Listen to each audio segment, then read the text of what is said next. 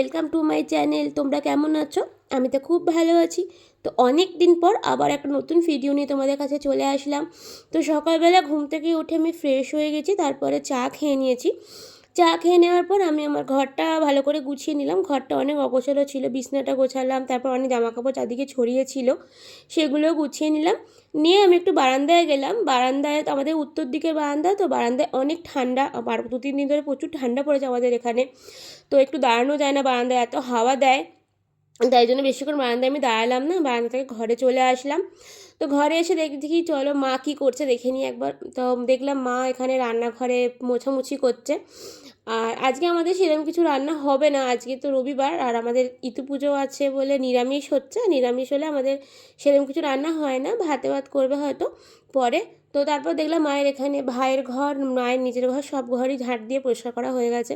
তো আমি আমার ঘরটা ঝাঁট দিয়ে নিলাম। ঝাঁট দিয়ে তারপরে আমি টিফিনটা করে নেবো। আর টিফিনে আজকে ছিল হচ্ছে লুচি আর আলুর তরকারি, আর তার মায়ের হাতে বানানো সন্দেশ, নারকোল দিয়ে মায়ের সন্দেশটা বানিয়েছে। তো তারপর আমি গেলাম ছাতে যাব হচ্ছে কি ফুল ফুটেছে দেখবো, আর ঠাকুর ঘরটাও মুছে পরিষ্কার করব, করে তারপর আবার চান টান করবো। তো ছাতে গিয়ে দেখলাম ছাতে ভালোই রোদ উঠেছে।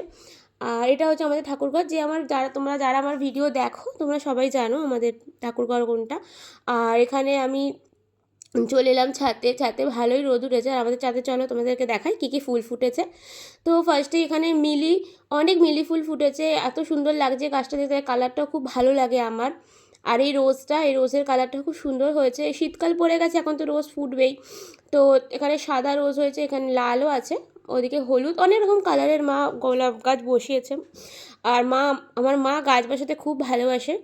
আর এখানে দেখো একটা জবা হয়েছে, এগুলো অস্ট্রেলিয়ান জবা না কি বলে, অনেক বড় বড় হয় ফুলগুলো। এখানেও এই গাছটা 3টে হয়েছে, আর একটা রজনীগন্ধার স্টিক হয়েছিল, তো সেখান থেকে এখন ফুল ফুটছে। এখানে চন্দ্রমল্লিকা আছে আর গাঁদা আছে। কিছু চন্দ্রমল্লিকা গাছে এখনও ফুল কুড়ি এসছে, কিন্তু ফুলগুলো ফোটেনি। আর এখানে হচ্ছে টমেটো গাছে অনেক ফুল এসছে, আর টমেটো ধরে গেছে অনেক। তো যখন টমেটো ধরবে তারপর আমরা তোমাদের সাথে শেয়ার করব। তো তারপর আমি ঠাকুরঘর মুছে নিয়ে চলে এলাম নিচে, এসে চান করে নিয়েছি, চান করে আবার গেছি ওপরে পুজো করব।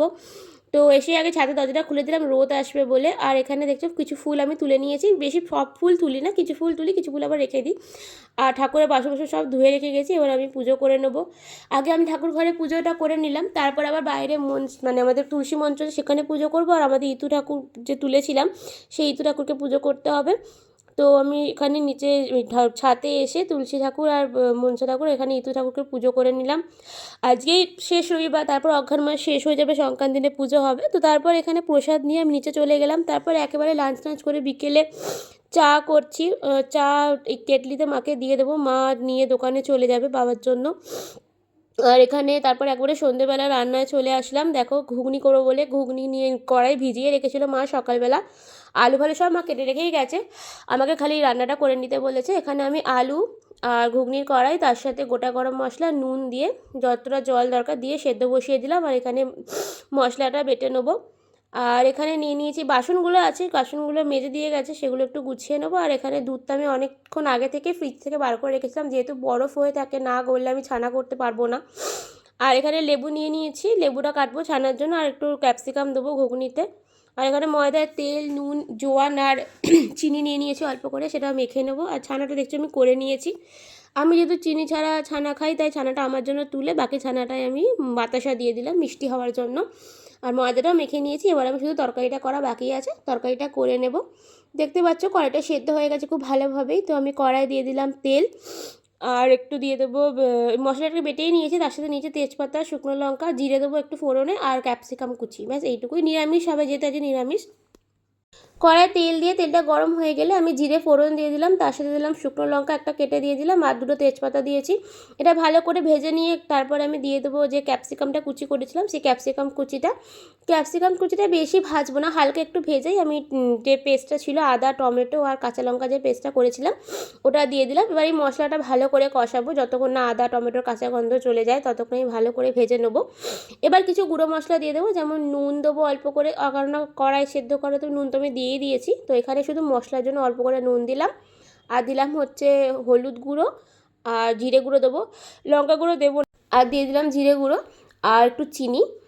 লঙ্কা গুঁড়ো দিলাম না, কারণ হচ্ছে কাঁচা লঙ্কা দিয়েছিলাম ওই পেস্তার মধ্যে, আর আমাদের গাছে কাঁচা লঙ্কাগুলো খুব ঝাল, তো ওই জন্য আর লঙ্কা গুঁড়ো দিলাম না। তো মশলা দেখছি ভালোভাবে কষানো হয়ে গেছে, একদম তেল ছেড়েছে দেখতেই পাচ্ছ। তারপর আমি যে কড়াইটা সেদ্ধ করে রেখেছিলাম ওই কড়াই সেটা দিয়ে দেবো আস্তে আস্তে, দিয়ে এবার ভালো করে মিশিয়ে নেব। মা থাকলে মাই করতো, মা যেহেতু আজকে দোকান যায় রবিবারে, তো ওই জন্য আমাকেই করতে হলো। তো আমি তারপরে এখানে কড়াইটা দিয়ে দিলাম, দিয়ে দেখতে পাচ্ছ মশলার সাথে কড়াইটা ভালো করে মিশিয়ে নেবো। আলু কড়াই দুটোই সেদ্ধ হয়ে গেছে ভালোভাবে, আর সেদ্ধ করার কোনো দরকার নেই। তো একটু গরম মশলা গুঁড়ো দিয়ে দিলাম, দিয়ে তারপরে আমি এখানে একটু ফুটে গেলেই নামিয়ে নেবো। তো আমার ঘুগনির রেসিপিটা ভালো লাগলে আর আমার ভিডিওটা ভালো লাগলে অবশ্যই লাইক শেয়ার সাবস্ক্রাইব করে দিও, আর থ্যাংকস ফর ওয়াচিং।